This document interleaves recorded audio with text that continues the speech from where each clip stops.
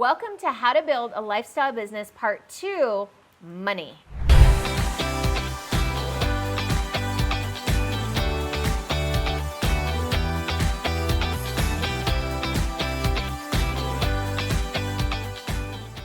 So in this video, we're gonna get super clear about what kind of money it's gonna take to have the business and the lifestyle that you really desire. So first, I'm gonna talk a little bit about perspective shift, a new frame from looking at this. And then I'm gonna dive into some specifics to help you uncover things you might not have thought of so far. So first things first, before we dive into how to do this, I want to stress that I think about money, and I'm gonna invite you to think about money in terms of monthly revenues instead of annual revenues. As business owners, we can sometimes get caught up in the annual numbers and what happens at the end of the year. But the reason I want to focus on monthly is because monthly generally has a lot more of an influence and an impact on your lifestyle, on your day-to-day living. What do I mean by that? Essentially, when you think about annual, you're not really talking about the everyday occurrence. In other words, you might get a $50,000 or $100,000 client one month, and you might get nothing the next month, and another $100,000 the following month, and then nothing for 2 or 3 months.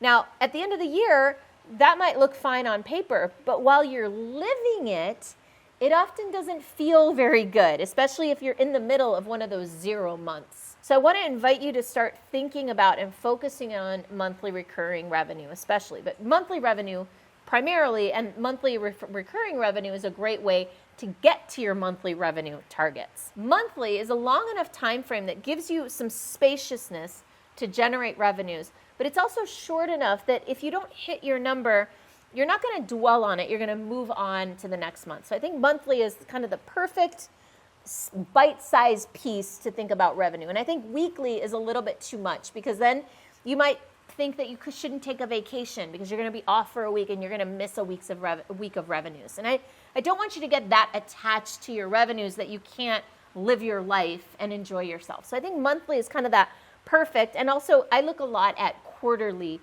revenues as well. And also monthly gives us an opportunity to implement something and in 2 or 3 months see if it's working, and if not, shift it.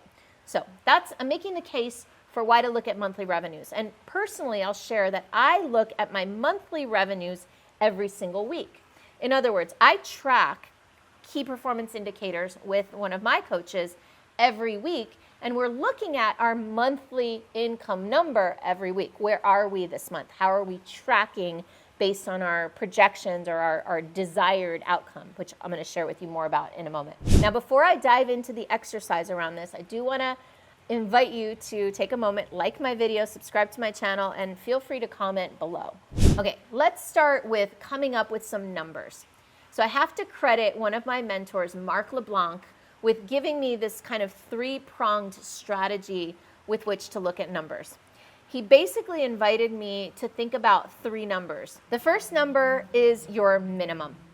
It's your basic, it's your must. It's the amount that you need to make in order to survive, really. It's the amount that you need to make in order to pay your debts, in order to be, not getting into debt. Now, it's not a number where you really want to be because you don't have any surplus at this number, but this will keep you afloat at a very minimum. The second number you want to think about, and this is, again, monthly I'm talking about, is your goal number. This is a number that you would feel energy rich with. This is a number where you'd cover your costs, you'd have more money, you'd be profitable, you'd be able to invest in the things that you want to invest in, you'd be able to, buy nice things, have nice vacations, you'd be able to live and really thrive at this number. That's the second number. That is your target number, target revenues. And I want to invite you to do both target revenues for your business and target income for you. So you're back to that first number, your minimum revenue number and your minimum income number to you. Again, with your target number, your target revenue, target income. And then the third number I want you to think about is your dream number. What's the number that would get you really excited? That would just have you get up out of your bed every day with a big old smile on your face if you're motivated by money. And if you're not, think also about what you could do with this money that would be really exciting for you, right? It's not just about having the money in your bank account.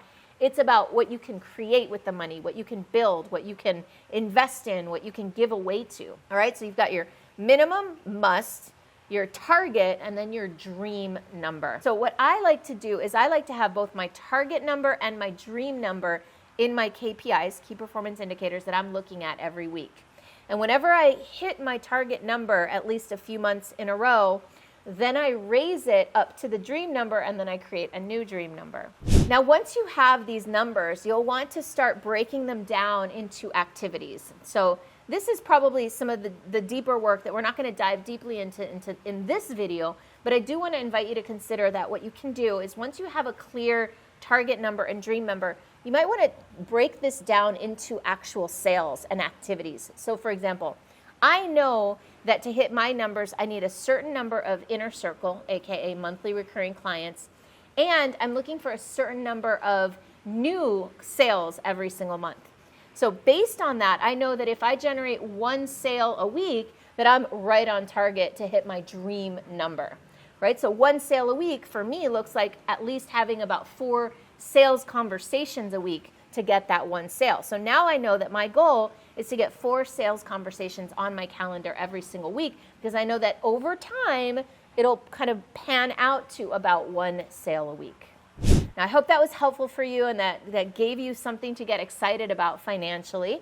If you're in my Superstar Business Breakthrough program, this will be part of what we're using to create your programs and your activities and your marketing strategies. And if you're not in my program and you're interested, check it out at superstarbusinessbreakthrough.com.